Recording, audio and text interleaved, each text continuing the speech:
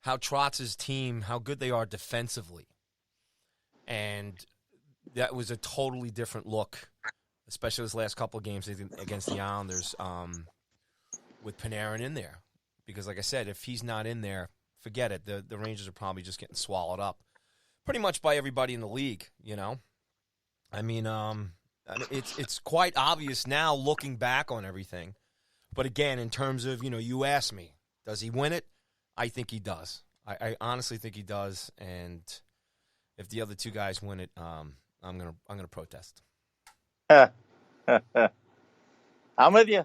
I agree. I think he's more, I think he's as, team MVP. He has more impact than the other guys, had more impact on the success of his team than the other two did on theirs. And those other two guys had a tremendous amount of impact on their team's successes this year. But I don't think it was at the level that Panarin did, for sure. Absolutely. All right, man. Good stuff. So there you go. I think we just talked more about Panarin tonight than we had the prior however many shows we've done. We made put up together. Well, he finally gave us something to talk about. That's right. Him and his ho-hum, like 3-point a game player, 3-point a game season he had, or whatever the hell he had going on. Oh man, it's good stuff, man. Just another, add another cherry or to the cake here. This Ranger cake this year, it's been real tasty. So that's and it's not even over. I know, it's weird. July 22nd, talking hockey, crazy stuff. All right, man. What do you want to move on to here? What do you think about the goaltending situation here and decisions being made and so on and so forth? Chesty's got it wrapped up. Yeah. Okay. All but announced. All but announced. I think the reporters were announcing or reporting today that Shesty was in the goal on one end by himself, and Georgiev and Lundqvist were sharing the goal at the other end, and you know what that means. Yes. So I think it's all but done. So I think we're going to be seeing Mr. Shesterkin starting game one.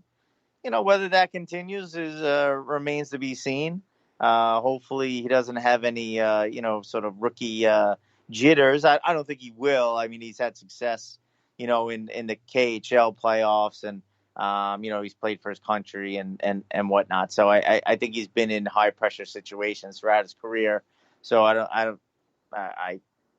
can't imagine that he's going to falter here. But if he does, it's nice to have a future Hall of Famer waiting in the wings. And I don't mean Mr. Georgiev. You're awful, man. You keep digging me with Georgie boy, man. Well, look, as long as Shesty doesn't hang around, Capo in the locker room, hopefully this will work out for us here. If he does get Capo's looking good. Oh, look at you. I knew you were going to go there. They had the scrimmage the other day. I think he had a couple of goals. The games don't count. The games don't count. Nobody's checking. Oh, man. This guy, he's going to lead against Stahl. Matched up against Stahl. Come on, man. Don't distance Stahl like that. I never do that type of thing to Stahl. It's nothing but respect. Oh, well, buddy. Roll the tape, ladies and gentlemen. You're not getting away with that one, buddy.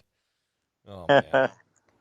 Yeah, I'd almost want to, guarantee a Conn Smythe, win for Mr. Kakko at this point with how he's looked in this training camp so far. Oh, come on, man. Come on, buddy. Please. No? Please. Training camps don't count, man. The games have to count. There has to be a little physicality going on, get into position, match up against some of the best defenders in the league. And, look, the last week, the Dallas game, obviously, we don't, all kidding aside, right? First year, blah, blah, blah. you and hospitality and all that stuff with, Capo, and he's a young kid and he needs loving and he needs to be cuddled, and He's a child. Hey, if anything, like I said, he got the experience. So here we go, right? Tournament coming up.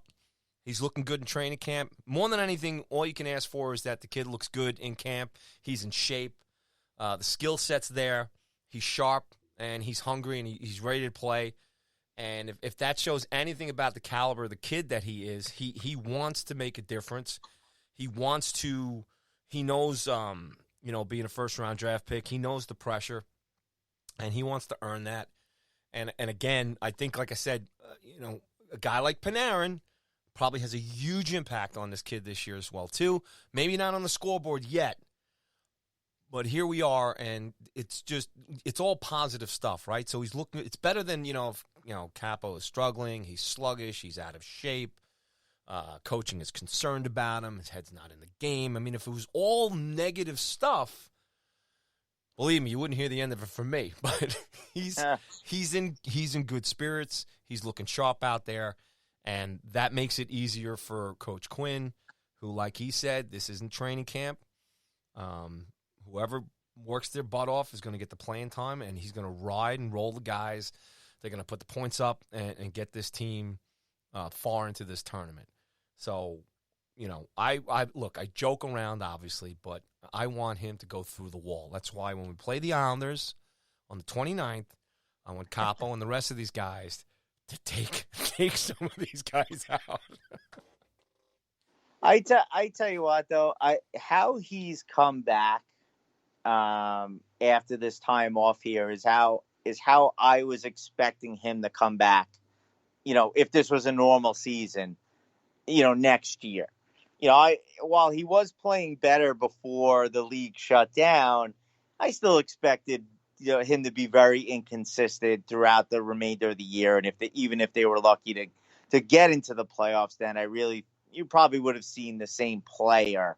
I can't imagine that he would have suddenly turned into Panarin, magically turned it on. He probably would have remained inconsistent, flashes of brilliance, but also struggling at the same time. So, I anticipated over the summer, he would have sat down and looked at his game and where he went wrong. And because he's such a good player, I really expected him to come back, in better shape, a lot more confidence. Like he got that 1 year behind him. He learned, all the travel, all this. He learned the league and what it takes to be a professional. And I agree, being in the room with Panarin all year and Zibanejad and Kreider and those type of players. And I really expected him to come back. And we're just seeing it a little bit early now because he's come back, again, in great shape. Seems like he's got a lot of confidence. He came back and he knew what to expect. He's familiar with the training facilities. He's familiar with his teammates. He's familiar with the coaching staff. So, I think he's going to have a big impact here, in the play-in round initially. And if the Rangers are lucky to move on, I think he's going to be a key player in any type of run the Rangers could make. Well, you start envisioning two big things here. After that game against Colorado. So, Kreider's out. And then, we talk about him practicing that day, before the Rado game. Capo has that great night in Dallas. Okay?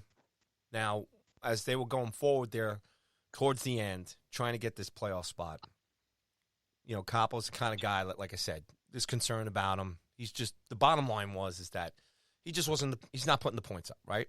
He's not making an impact on the team. I might say, hey, yeah, he's riding, he's gaining all the experience. It's a rebuild team. It's a young squad. So, again, let's not focus on him, so on and so forth.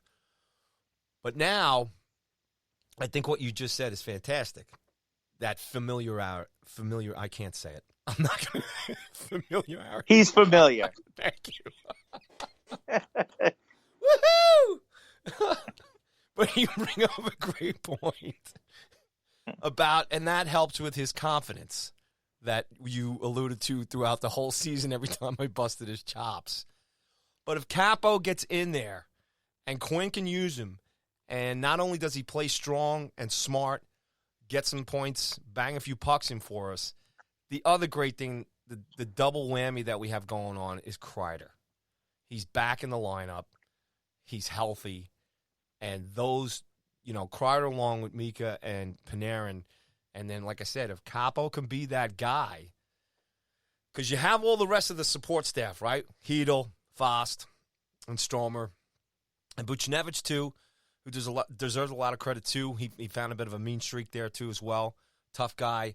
He's kind of making some space for himself out there in the ice as well, too. So that's good stuff. So if Capo can, come in there and be that, extra surprise element, especially offensively, which he kind of showed in those last couple of games right there before things wrapped up, that's just huge. And I think, like, more than anything, man, the closer we get to this, and all of us as Ranger fans here too, we can't wait to see these guys, get back on the ice, because we love this team, and we love the future, and they're doing so much now for us, and we're getting this second chance, obviously, with the tournament, and them getting in there. And granted, they could get swept in 4 by the Hurricanes. We don't know. But even if that happens, worst case scenario, we still win, because all of these guys are coming back, next year, at least the main guys that we're talking about here. And if Capo can be that fourth guy, Mika, Panarin, Kreider, and Capo, and if those 4 guys can just be, our main horses up front, the rest of these guys supporting them, or anybody who goes way of free agency or anything else, anybody that we bring in that can complement those guys. And I've said this too, guys like Strome, like I said, no disrespect to him, and Hedel and Fost, they can be replaced. And if Buchnevich keeps stepping up and has an impact in this tournament too, that's the 5th guy. Whoever the Rangers bring in, and if they do down the road in terms of guys coming up, or especially free agency or somebody else that they sign. And the other thing too is, on top of this all, and I'll toss it back to you, is if you're an impending free agent here in the next year or two, and you're seeing not only what this Ranger team has become in a very quick year, and if they have any success in this tournament, if they go deep, there's a lot of guys that are going to want to come here, because they look over and they see the guys in this lineup. Number one, their talent, but off the ice, they're stand-up guys. They're classy.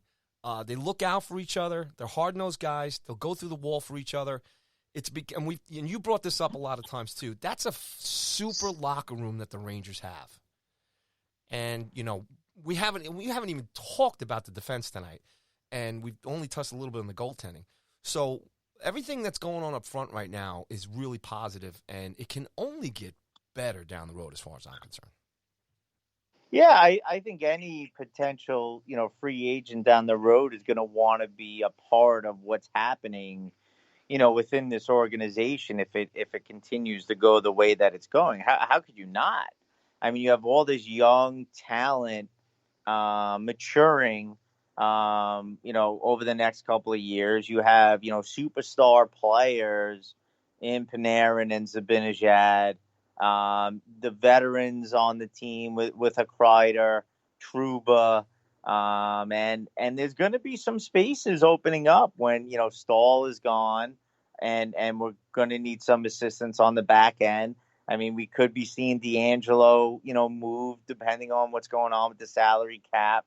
Or Ryan Strome, who we've been praising, but again, he's going to be in a contract spot, and they may be looking to upgrade there a little bit. So, there's going to be spots opening up in the next couple of years, but the core is still going to be there. The young kids are going to be progressing. And, if you're a veteran player, whether it's as a free agent or potentially, at a trade deadline deal, that the Rangers are looking for that final piece, to make that move. I mean, you'd be begging your team to trade you, to the Rangers at the deadline. So, this is it's why I've been excited all year about this team. It's the direction that they're headed in. You just see it. You see what this team is doing. You can see, the patience that they're having with the young players and everything that JD wants to do here, the developing these young guys. They're not putting them in.